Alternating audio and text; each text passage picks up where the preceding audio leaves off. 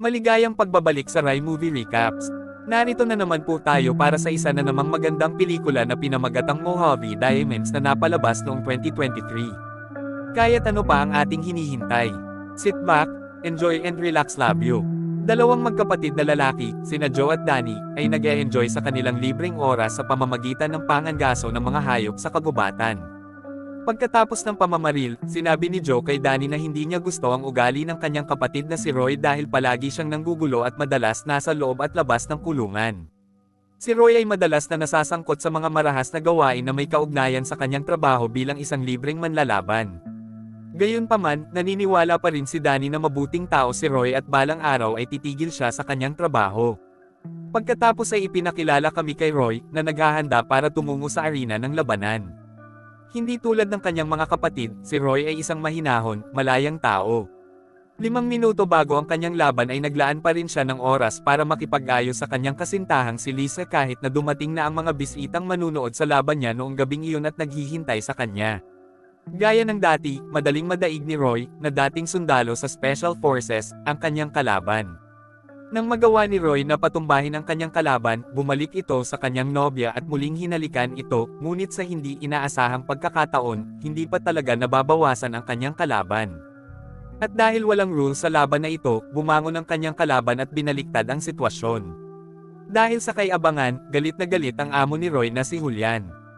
Pagkatapos ay inutusan niya ang kanyang mga tauhan na arestuhin at parusahan si Roy dahil sa ginawa niyang pagkawala ng $10 milyong. Sinabi ni Julian, isang walang awa na pinuno ng mafia, na sa nakalipas na 4 na taon ay hindi pa siya nakaranas ng pagkatalo. Ipinagpalagay ni Julian na humina ang performance ni Roy kamakailan dahil sa sobrang saya niya sa kanyang girlfriend. Kaya naman, kinailangan niyang parusahan. Pagkatapos ay pinatay ni Julian ang kawawang babaeng iyon sa harap niya mismo.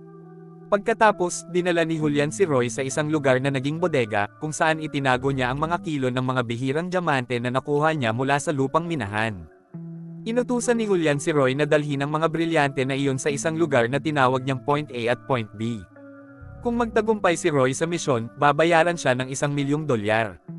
Ang mapang-akit na alok ay naging interesado at nagulat si Roy, na nagtataka kung bakit siya pa ang itinalaga ni Julian samantalang mayroon siyang 12 ng mga armadong lalaki. Pagkatapos ay isiniwalat ni Julian ang mga dahilan. Itinuring niya na si Roy ang tamang tao para sa misyon dahil siya ay may mga kwalipikadong kasanayan sa pagmamaneho. Maliban dito, may 2 kapatid din si Roy na may background bilang sundalo at maaaring makatulong sa kanya. Ang huling dahilan ay dahil malaking kawalan si Roy sa kanya. Binyantaan din ni Julian si Roy na kapag tumanggi siya sa trabaho, hindi siya magdadalawang isip na patayin ang kanyang kapatid na si Joe, ang kanyang hipag, at ang kanyang pamangkin. Nalilito pa rin, tinawagan ni Roy si Joe. Gayunpaman, dahil masama pa rin ang loob ni Joe sa kanya, hindi niya sinagot ang tawag ni Roy.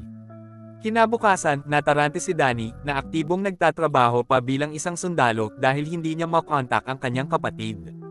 Nagpasya si Danny na makipagkita kay Joe sa kanyang bahay. Pagdating sa bahay ni Joe, nakita niya ang kanyang kapatid na abala sa pagsasanay ng kanyang mga kabayo sa karera at ilan sa kanyang mga alagang hayop. Matapos magkita ang 2 magkapatid na ito, sinabi ni Joe kay Danny na kagabi ay tinawagan siya ni Roy, ngunit hindi niya pinansin ang tawag dahil masama pa rin ang loob at sawa na siya sa kanyang inasal. Pinagsisihan ni Danny ang naging desisyon ng kapatid sa hindi pagsagot sa tawag ni Roy, sinasabi na baka may problema si Roy at kailangan ng tulong nila. Kung tutusin, forever nilang kapatid si Roy na kailangang tretuhin ng maayos, kahit na madalas niyang pinaghihirapan ang kanilang pamilya. Matapos mabigaw ang tawagan si Joe, pumunta si Roy sa bahay ni Joe, at ang kanyang pagdating ay malugod na tinanggap ng kanyang pamangkin at hipag. Si Danny, na nandoon din noon, ay lumapit kay Joe, na abala pa rin sa pag-aalaga ng kanyang mga kabayo. Sinabi ni Danny kay Joe na dumating si Roy, at umaasa siyang magkakasundo silang dalawa bilang isang pamilya. Pero si Joe, na alam ang ugali ng kanyang kapatid, ay ayaw na siyang pakitunguhan, dahil dumarating lang siya kapag may problema siya. Pagkatapos ay nagpasya si Roy na umalis sa bukid ni Joe, at bago siya umalis, hiniling niya kay Danny na sumama sa kanya at sumama sa susunod na mga araw. Tinanggap naman ni Danny ang mungkahi ni Roy, dahil matagal na silang hindi nagkita. Bago umalis ang dalawa, hiniling ni Danny kay Roy na ipaliwanag ng eksakto kung ano ang kanyang ginagawa. Sa kanilang paglalakbay, ipinaliwanag ni Roy na siya ay nasa malaking problema. Siya ay itinalaga upang maging responsable para sa paghahatid ng isang napakataas na halaga ng item. Sinabi rin niya na ang mga kalakal ay pag-aari ng isang napakadelikadong mob. Sa makatuwid, kinailangan nilang magtrabaho ayon sa mga kondisyong itinakda ng mob boss. Pagkatapos ng isang mahaba at nakakapagod na paglalakbay, dinala ni Voight si Danny sa isang underground fighting arena na pinamamahalaan ng kanyang kaibigan. Pagkatapos ay napanood nila ang isang kapana-panabik na labanan sa pagitan ng dalawang nangungunang manlalaban, si Barney Boy laban sa isang malaking tao na nagngangalang Big Doke.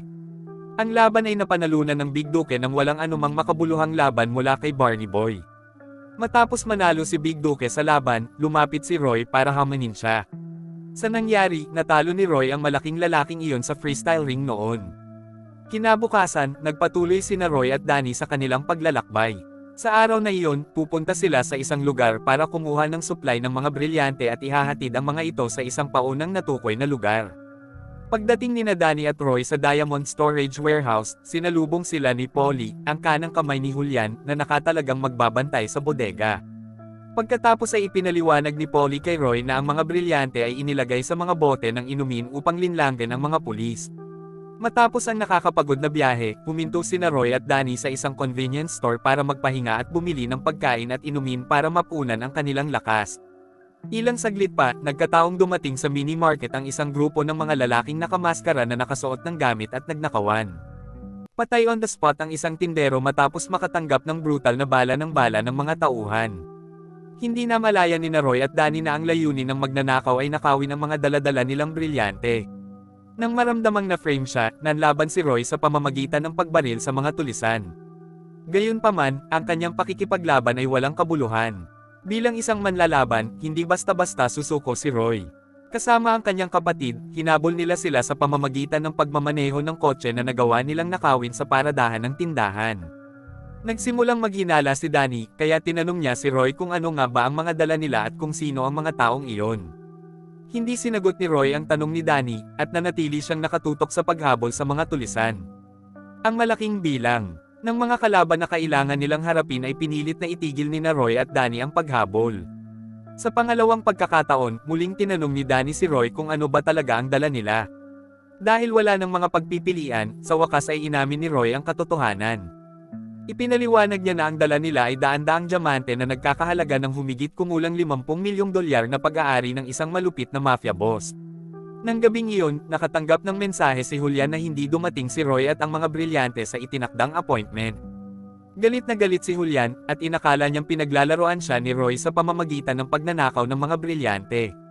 Nabubunyag ang isang katotohanan. Ang mga tulisan pala na nagnakaw ng mga brilyante ay mga tauhan ni Polly.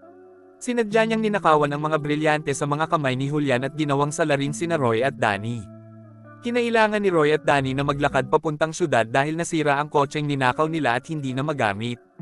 Pagkatapos ay sinabi ni Roy na kailangan niyang maibalik ang mga brilyante sa lalong madaling panahon bago nagalit si Julian at pinatay ang asawa at anak na babae ni Joe. Pinutol namin si Joe, nakagagaling lang sa grocery shopping. Pagdating niya sa kanyang bahay, hindi niya mahanap ang kanyang anak at asawa. Nawala na sila, who knows where. Ang anak at asawa ni Joe ay kinidnap ni Julian dahil dati, ginawa silang collateral ni Julian kung hindi nagawa ni Roy ang kanyang gawain. Sa wakas ay nakarating sina Roy at Danny sa isang lugar, at doon ay nakipag-ugnayan sila kay Joe. Nagulat pa rin dahil biglang nawala ang kanyang asawa at anak na babae. Sinabi tuloy ni Roy na ang pagkawala ng kanyang asawa at anak ay kagagawa ni Julian. Nangako siya sa kanyang kapatid na ibabalik niya ang kanyang asawa at anak sa lalong madaling panahon. Pagkatapos ay kinontak ni Roy si Julian at ipinaliwanag kung ano talaga ang nangyari. Inakala ni Julian na pinagtaksilan siya ni Roy, kaya binyantaan niya itong ibabalik ang brilyante sa loob ng 48 oras, kung hindi ay papatayin niya ang asawa at anak ni Joe. Galit na galit si Danny. Pagkatapos ay iniwan niya si Roy dahil nagsinungaling siya sa kanya at naligay sa panganib ang kanilang pamilya. Pero sa huli, kinalma ni Danny ang sarili at bumalik kay Roy. Nagsimula siyang mag-isip tungkol sa paghahanap ng solusyon sa problemang kinakaharap nila. Sinabi niya na tutulungan niya ang kanyang kapatid na maghayganti sa ginawa ng mga mobster na iyon. Walang kamalay-malay na pinagmamasdan sila ng dalawang police detective na sina Johnson at Garcia mula sa tuktok ng burol. Iniimbestigahan nila ang isang bawal na negosyong pinamamahalaan ni Julian at ng kanyang barkada. Samantala, hindi tumayo si Joe, determinado siyang hanapin ang kanyang anak at asawa. Inihanda niya ang kanyang sandata at hindi nagtagal ay sumama kay Roy at Danny. Pagdating niya sa kinaroroonan ng kanyang mga nakababatang kapatid, inatake ni Joe si Roy sa isang bug zone ng damdamin na matagal nang nakakulong. Mula sa malayo, patuloy silang pinagmamasdan ni Johnson at Garchet at naghihintay kung ano talaga ang kanilang gagawin. Nang maglaon sa araw na iyon, nagpadala si Julian ng isang larawan kay Roy, na nagpapakita ng asawa at anak na babae ni Joe na hostage niya. Dahil ayaw ng mag-aksaya ng panahon, dinala ni Roy ang kanyang dalawang kapatid sa punong tanggapan ni Julian upang iligtas ang asawa at anak ni Joe. Kinabukasan, dumating sila sa punong tanggapan ng mafia, sa pangunguna ni Julian. Bilang isang dating sundalo na may nakamamatay na taktika at galaw, kumilos kaagad si Joe at inalis ang ilang bantay doon. Sa sandaling ang sitwasyon ay itinuring na ligtas, sina Joe at Roy ay pumasok sa punong tanggapan upang iligtas ang mga bihag. Habang si Danny ay nagsilbing sniper para protektahan ang galaw ng kanyang dalawang kapatid, hindi lang sa labas ng headquarters naganap ang labanan, dahil sa loob pala ng gusaling iyon ay nagkaroon din ng kaguluhan sa pagitan ni Polly at Julian. Sa wakas ay inamin ni Polly na siya ang nagnakaw ng brilyante sa kamay ni Roy. Ginawa niya iyon dahil sa sama ng loob niya kay Julian. Ang negosyong diamante ay talagang pag-aari ng pamilya ni Polly. Pakiramdam niya ay hindi karapat-dapat na pamunuan ang negosyo si Julian, na anak lamang ng kanyang tiyuhin. Naaga ng kaguluhan sa labas ang atensyon ni Polly, at sinamantala ni Julian ang pagkakataong patumbahin si Polly.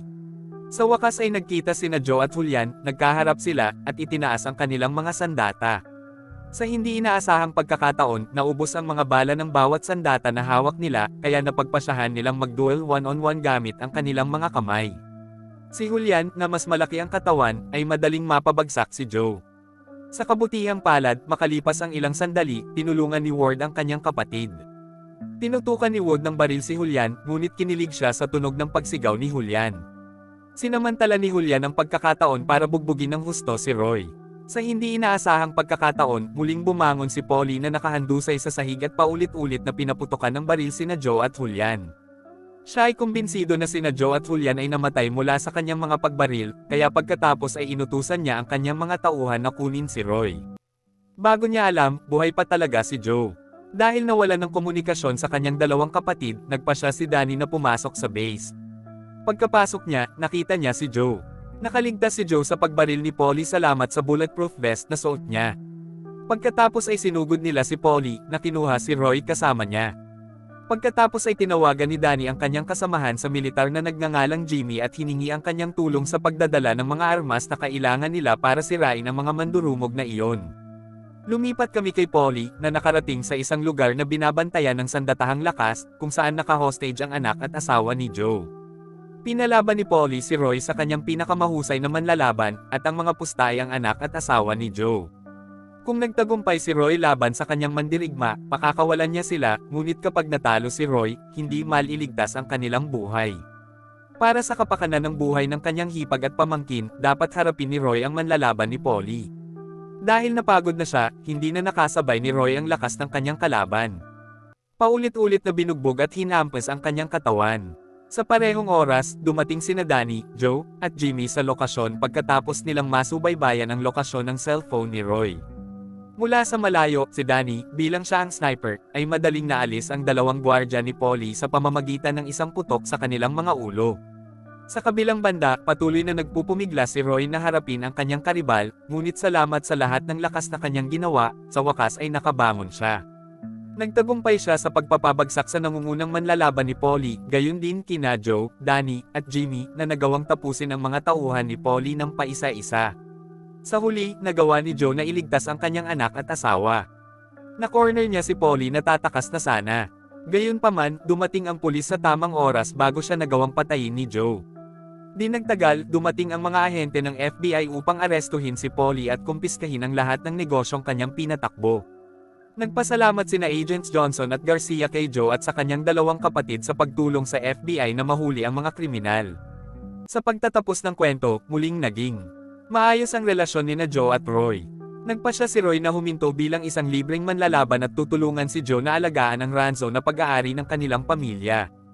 At dito na nga nagtatapos ang pelikula natin para sa araw na ito. Maraming salamat sa panunood.